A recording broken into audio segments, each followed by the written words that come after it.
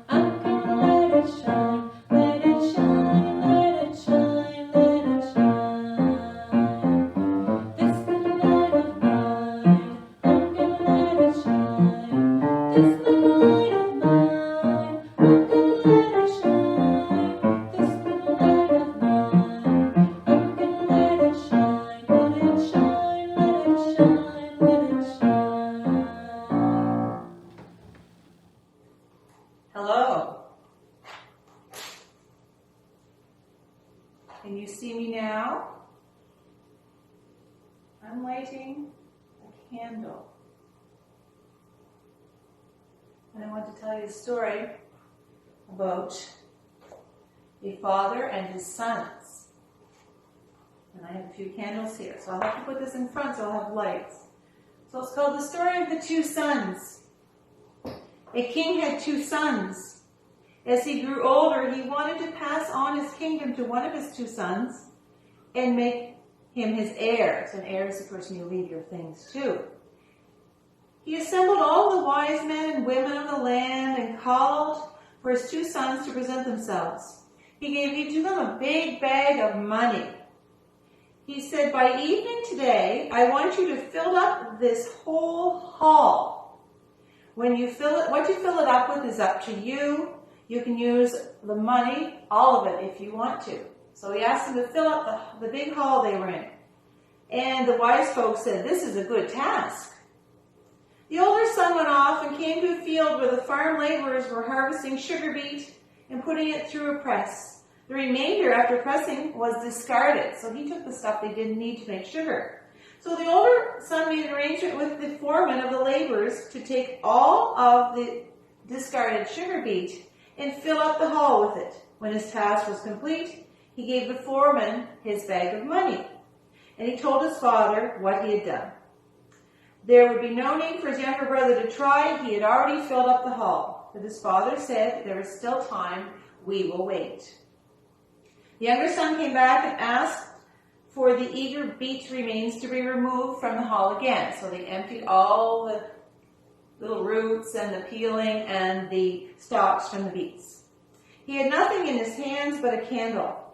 When the hall was completely empty once more, he carried this candle into the middle of the hall and he lit it. Immediately the whole hall was filled with light.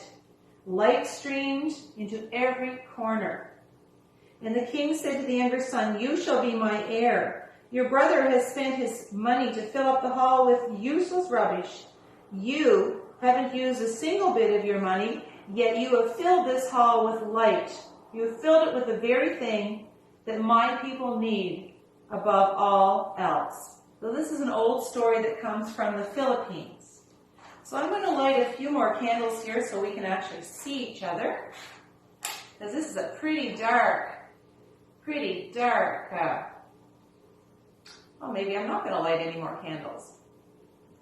There, well, we'll do this guy. Maybe he wants to be lit. There he goes. We'll do some of these ones.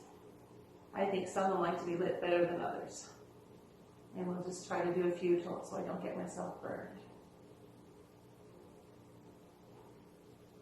All right. Let's see how this guy's doing. Oops, can I get more fire here? Nope. All right.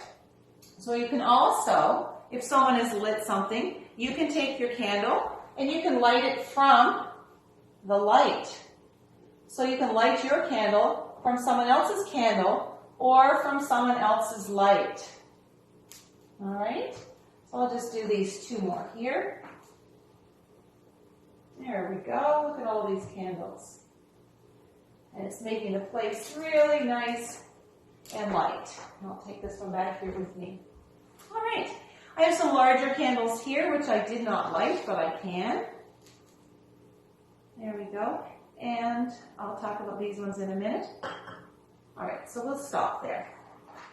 I'm going to talk about 3 verses from the Bible. Matthew 5, says, "You are the light of the world.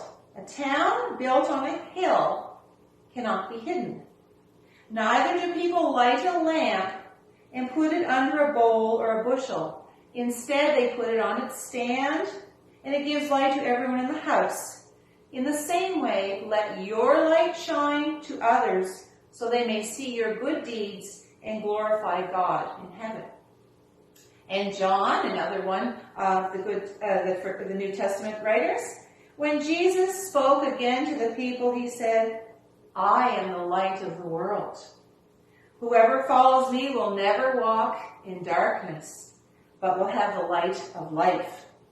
And in Ephesians, which was written after Jesus died, "For you were once darkness, but now you are light in the Lord. Live as children of light." So it's all about light. Jesus spoke in metaphors, and in English class you'll probably take what metaphors are. It's when one thing can mean or equal something else. How can we be darkness and light? How can we be the light of the world? How am I a candle? I have fluffy hair. It would be on fire if I was a candle. It would be a big mess. We are not light and we are not candles, but we can brighten things. We can brighten things up. We know how to live in God's way. We know good from bad. We can be a light, but we're not literally a light. I would like to think of you to think of yourselves, or us to think of ourselves, as candles. Candles have been the only light in darkness for thousands of years, because electricity is not really that old. Birthday cakes, we love blowing up birthday candles. Birthday cakes have candles on them to represent our age. Lights on Christmas trees, we use electric lights now, but they used to be candles. We light candles, and I use these ones at Christmas, to stand for hope and peace and love and joy, and the middle one is the Christ candle. So to us, candles represent good, bright messages of love and concern. People used to put candles in their windows to help strangers or those traveling at night to find their way. We put candles in our windows to remind those who need us. I'll start again because I did that wrong. So to us, candles represent good, bright messages of love and concern. People used to put candles in their windows to help strangers find their way. We put candles in our windows to remember those who need us, or sometimes to remind us of those who are sad, and sometimes to show that we care about others so much. So when you look at a candle, it can mean more than just a little light on the end of a wax stick. A candle is remembering, it is thinking of others, it is love, it is living God's way, it is sharing, it is hope, it is saying we will help you, we are here, we're thinking of you, we care. Candles show that we care.